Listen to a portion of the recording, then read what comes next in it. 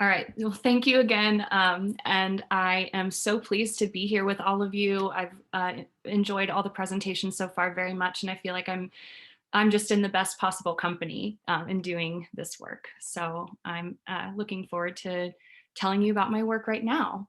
Um, First of all, I want to acknowledge that I am in Boulder, Colorado, on the ancestral land of the Ute, Cheyenne, and Arapaho tribal nations, for whom I have great respect. And my work today is, is called How to Delete the Dead. And the purpose of this work is to ask how we can rethink design for post-mortem data management.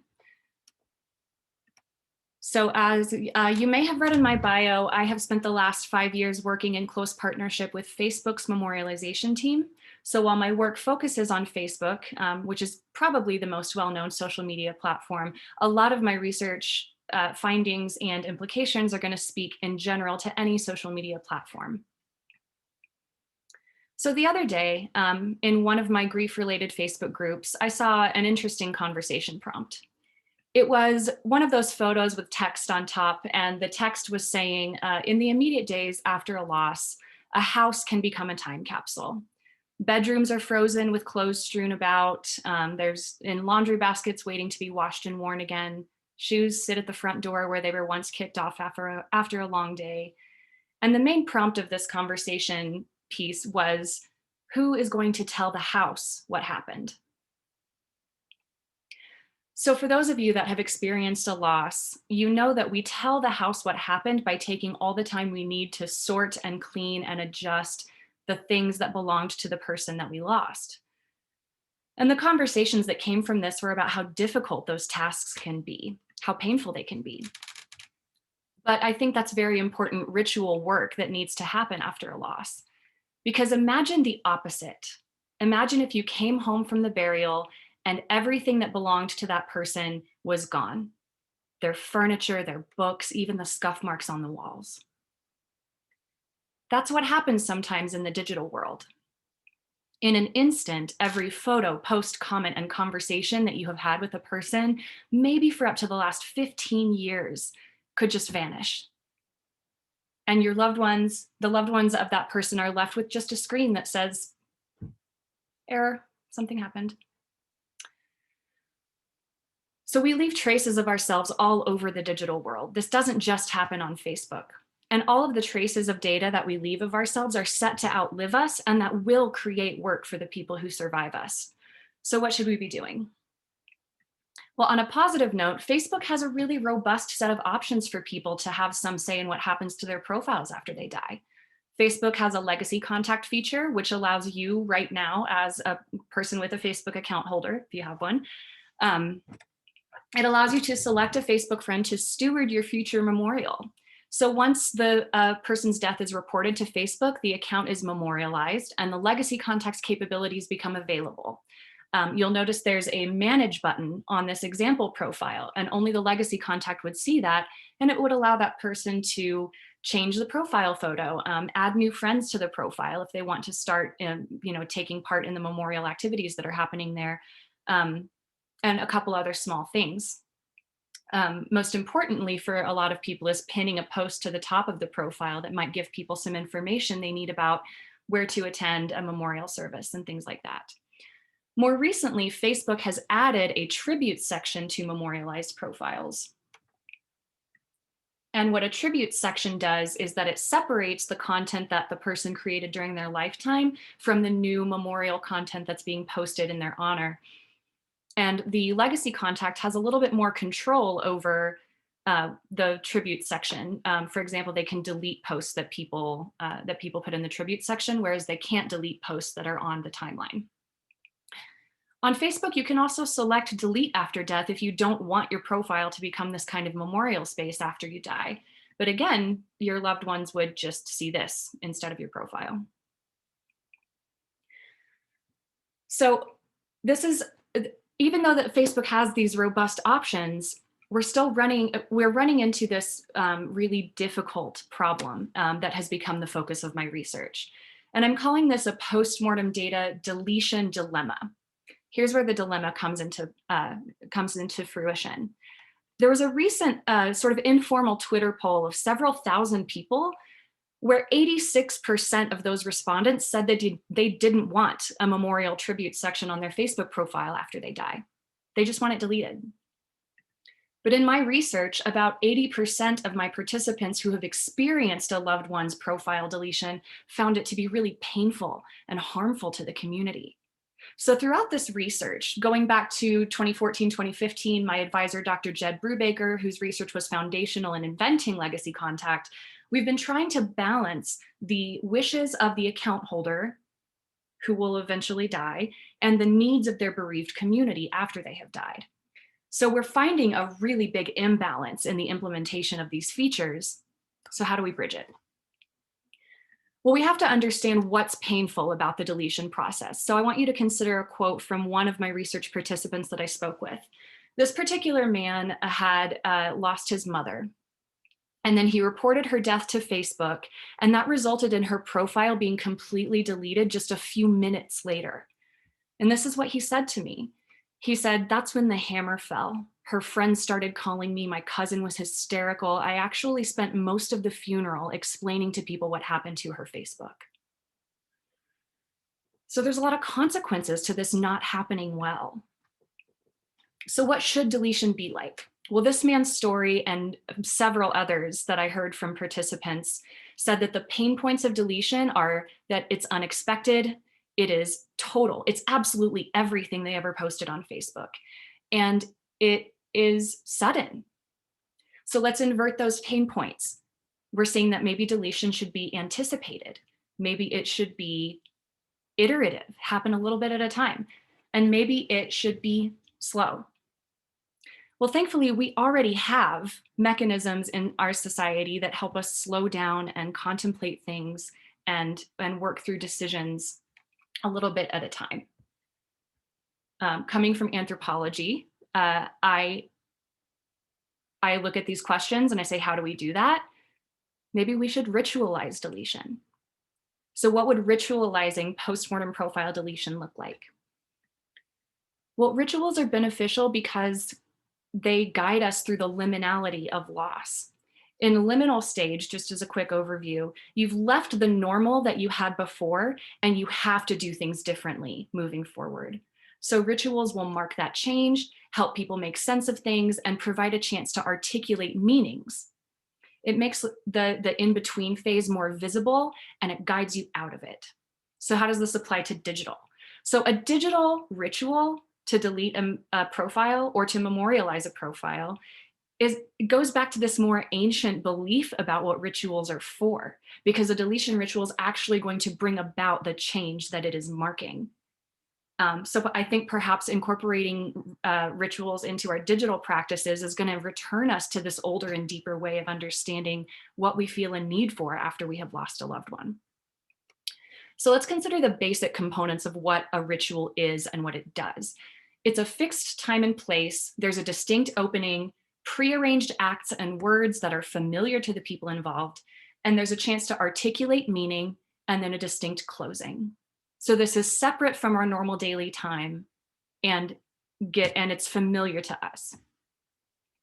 So I've actually been carrying out deletion rituals in my community for people who have lost a loved one who had a Facebook profile. I've had 7 participants so far, most of whom have been in my own neighborhood here in Boulder.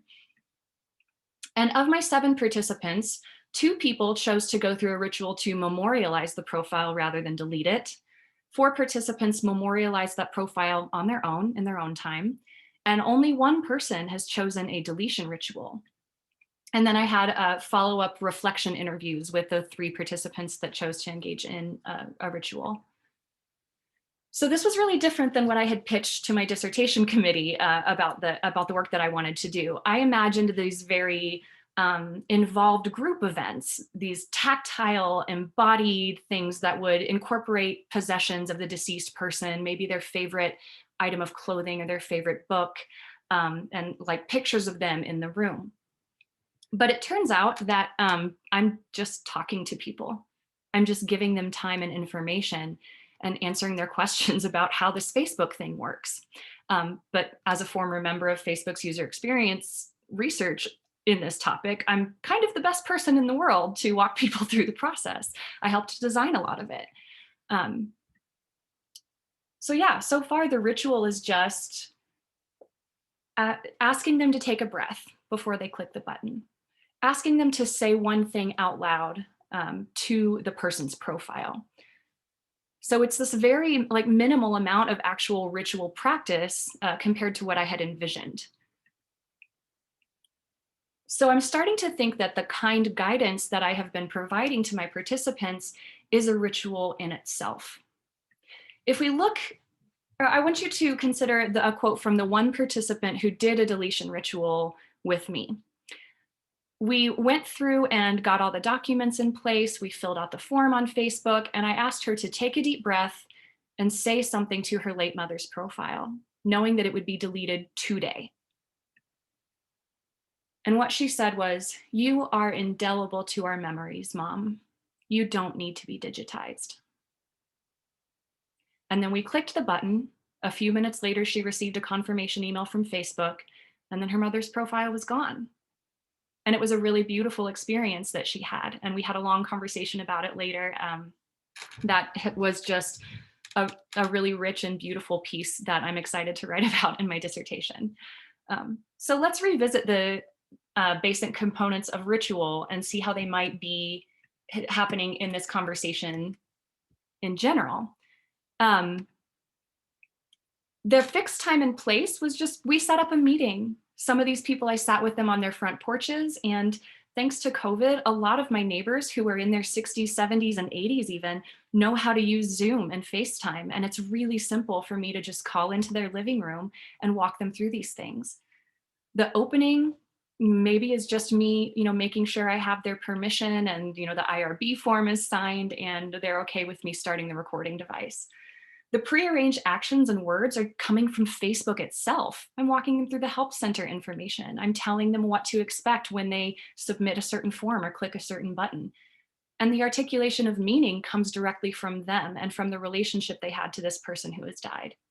And then the closing is also really distinct. Hey, we accomplished the task. We made the change, and now we're done. So I've done some preliminary theorizing about what this means for deletion, why people think that they want it, why so many people say, just delete my Facebook profile if I die. And also what that means in terms of what can or should be possible for their surviving loved ones.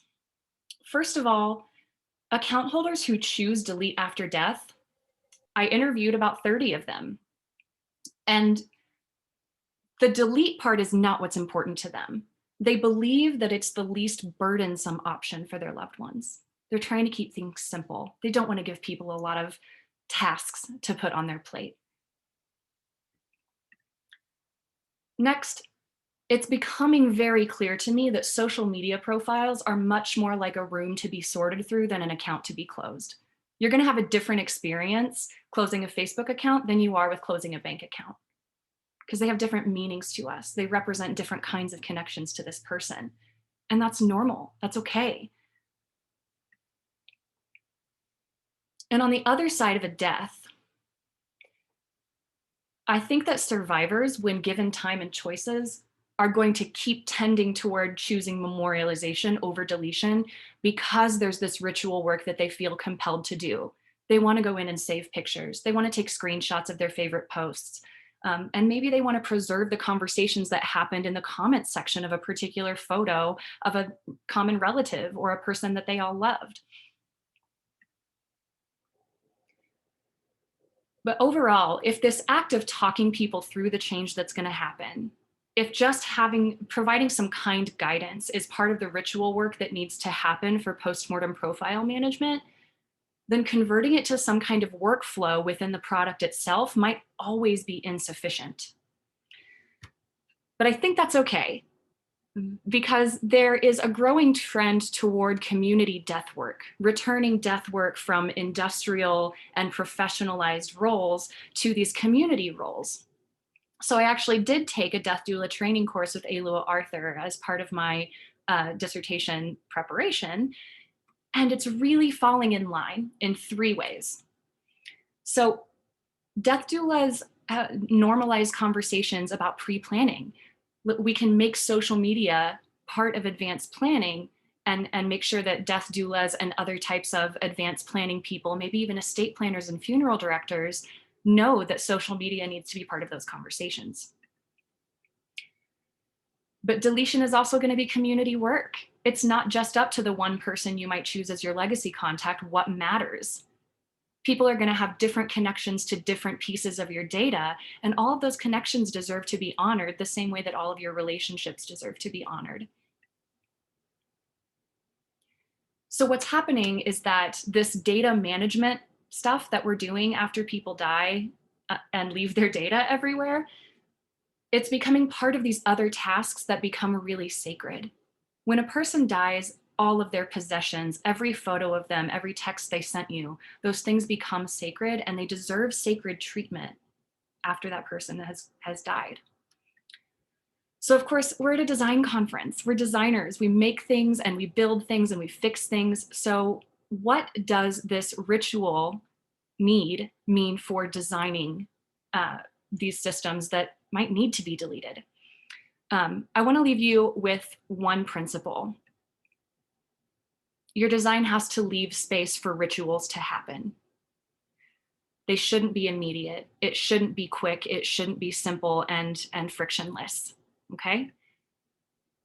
And I have some specific practical recommendations for this. Well, 2 of them are specific and practical. The other one is so impractical and far in the future that I hope you laugh at me about it. First of all, delay deletion. Don't do it right away. Give people a date and time. Say, hey, you have 48 hours to save whatever you need to from this account, and then we're going to delete it. Give people time to do the work. Next, download it. If you have all of this data on a server as a platform provider, send it to the loved one. Maybe you can take it off of your server, but send them a copy of it somehow. And then that way it's in a space that they can control, and they're able to go through it in their own time, and they're not as worried about the security and identity theft things that are possible when social media profiles get hacked. That's a very real concern. So the impractical one, I'm going back to like anthropology in the 1930s concepts with this idea of individual identity. I dream of a world where machines don't see humans as singular entities, but instead recognize how we're made up of this web of relationships that matter to us, how we're made up of the people that we love. Don't delete the hub of a network. We should build systems that make it possible for that hub that is a person to unravel a little bit and let those connections discover and build and rebuild within one another. So that's the conclusion of my talk, and I would love to take any questions you have. I do have some peer-reviewed research papers on these topics that I can drop in the chat if you are interested in reading.